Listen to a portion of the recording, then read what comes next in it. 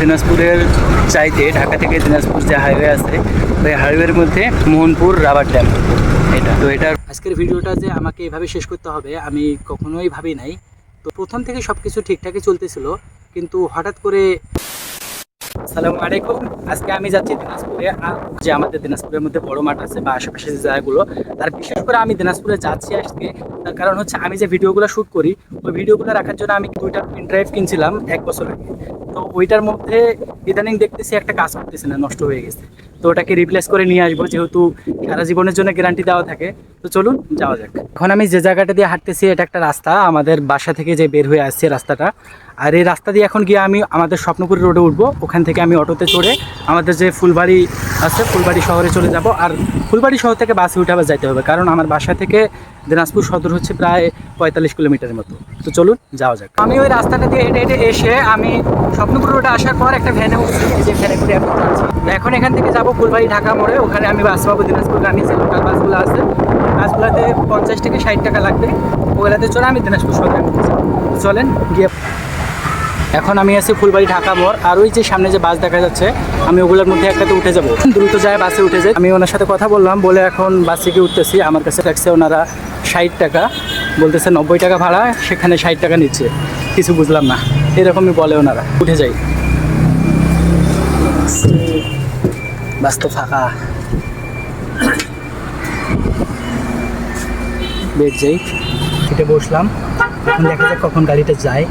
আর এখান থেকে যাইতে প্রায় 1 ঘন্টা থেকে 1 ঘন্টা 20 মিনিট, বা গাড়ি যাওয়ার গতির উপর নির্ভর করবে। ঠিক আছে, তো দেখি কখন ছাড়া হয়। এটা হচ্ছে দিনাজপুরের চাইতে ঢাকা থেকে দিনাজপুর যে হাইওয়ে আছে ওই হাইওয়ের মধ্যে মোহনপুর রাবার ড্যাম তো এটার ফুল ভিডিও দিব ইনশাল্লাহ খুব শীঘ্রই। তো এটা দেখার জন্যে পাশে থাকতে পারেন। A few moments later. পলিটেকনিকের সামনে নামলাম, এখান থেকে নেমে একটা অটোতে উঠলাম। আর এই অটোতে করে আমি এখন যাব পৌরসভার ওখানে গিয়ে আমার কিছু ভাইয়ারা আছে, ওনাদের সাথে দেখা করব। এটা হচ্ছে দিনাজপুরের যে সদর হাসপাতাল আছে, এটা হচ্ছে সদর হাসপাতাল থেকে পার হয়ে যাচ্ছি এখন আমি। এই ট্রেনটা হচ্ছে দিনাজপুর স্টেশন থেকে এখনই বের হলো। এখন এটা আমার ফুলবাড়ি ওদিক দিয়েই চলে যাবে। আমি এখন আছি দাওয়াত ইসলামীর পক্ষ থেকে পরিচালিত একটি ইংলিশ মিডিয়াম স্কুলে। এটার নাম হচ্ছে দারুল মাদিনা, যেটা উপরে লেখা আছে দেখা যাইতেছে। তো আপনাদের কার কার বাসার আশেপাশে এই দারুল মাদিনাটি আছে অবশ্যই কমেন্টে জানিয়ে দিবেন।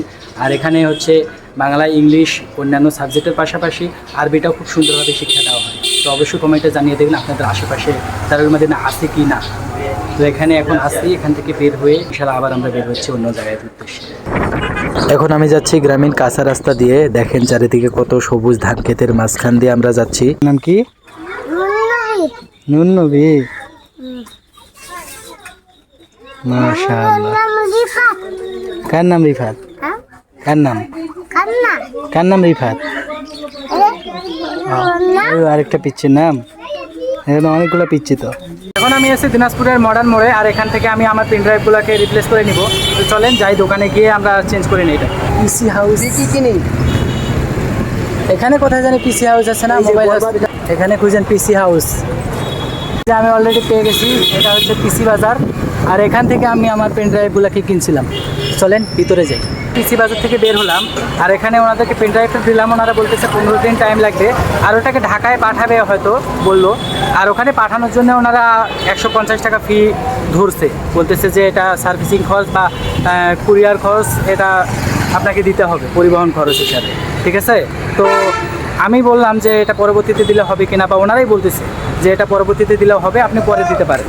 তো আমি বললাম ঠিক আছে, তাহলে আমার পেন ড্রাইভটা আসার পরে আপনাদেরকে আমি টাকাটা দিয়ে ওটা নিয়ে যাবো। তখন বলতেছে আচ্ছা ঠিক আছে। তো চলেন এখন একটু বড় মাঠে গিয়ে ঘুরি। মডার্ন মোড় থেকে আমরা একটা অটোতে করে বড় মাঠে চলে আসলাম নামিয়ে। এখন আমি বড় মাঠে যে রাস্তাটা আছে এটা দিয়ে হাঁটতেছি, মানে সাইড এটা করে দিচ্ছে যাতে মানুষ এটা দিয়ে হাঁটাচলা করতে পারে। তো এই যে এইদিকে হচ্ছে বড় মাঠের যে মিনার আছে, সেই মিনার এটা সন্ধ্যার দিকে একটু ভালো দেখতে পাবেন। কোনোদিন যদি রাত্রিবেলা আমি এদিকে থাকি বা আসি তাহলে আপনাদেরকে ভালোভাবে দেখাইতে পারবো। তো চলেন সামনে যাই ওইদিকে। ঘটনাটা হচ্ছে এরকম যে আমি ভিডিও শ্যুট করতেছিলাম, এরই মধ্যে আমার কাছে একটা ফোন চলে আসে। আর ফোনের মধ্যে আমাকে বলা হয় যে আমাদের দিনাজপুরের মধ্যে মাদ্রাসা যে আছে জামিয়াতুল মদিনা, ওখানকার একটা স্টুডেন্ট কোনো কারণে হয়তো বাসায় গেছিলো, আর বাসা থেকে আসার সময় ট্রেনে করে আসতেছিল। আসার সময় সে দরজার যে অ্যাঙ্গেলগুলো আছে ওগুলো ধরে আমরা উঠি ট্রেনের মধ্যে, তো ওগুলো ধরে মাথা বের করছিল এবং ট্রেনের পিছন দিক দেখার জন্য মাথা কিন্তু বের করছিল। আর সামনে একটি লাইট ছিল যেটা সিগন্যাল ল্যাম্প, ট্রেনের যে সিগন্যাল বাতি আছে ওই বাতিগুলা থাকে, ওটার একটা পিলার ছিল কিন্তু। তো ওই পিলারের সাথে মাথার পিছনটা প্রচুর জোরে আঘাতপ্রাপ্ত হয়, ঠিক আছে। যখন আঘাতপ্রাপ্ত হয় তখন সে কিন্তু নিচে পড়ে যায়। এর পরবর্তীতে তাকে হাসপাতালে নেওয়া হয়, আর পরে ঘোষণা আসে যে সে মৃত্যুবরণ করছে। আপনাদের কাছে একটা আরজ থাকবে, আপনাদের কাছে আমি বলতেছি যে আপনারাও যারা যারা ট্রেনে ভ্রমণ করেন অবশ্যই এই জিনিসগুলো থেকে, ট্রেনে হোক বাসে হোক অন্যান্য জায়গায় হোক, এই জিনিসগুলো থেকে আমরা বিরত থাকি। এই ঘটনাটা শোনার পরপরই আমি সেখান থেকে দ্রুত বের হই, ভিডিও শ্যুট করা অফ করে ওখান থেকে দ্রুত বের হই এবং আমরা বাইকে করে সেখানে পৌঁছাই। পৌঁছার পর ওখানে আমরা জানাজায় উপস্থিত হই এবং তাকে মাটি দিয়ে এর পরবর্তীতে দোয়া করে চলে আসি সেখান থেকে। তো এই জন্যে আপনাদেরকে সুন্দরভাবে আমি ভিডিওটা দিতে পারি নাই।